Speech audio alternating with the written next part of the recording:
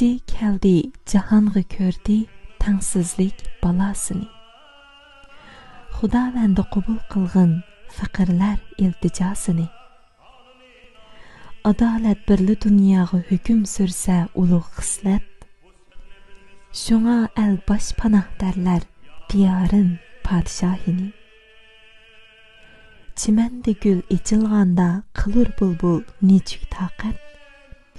Shu chaq bulbul turalamdu jaranglatmay navasini. Haqiqat va adolatning ulug' sardorini yodlab, Nafisa chaldi shukrona qilib bu panjigohini.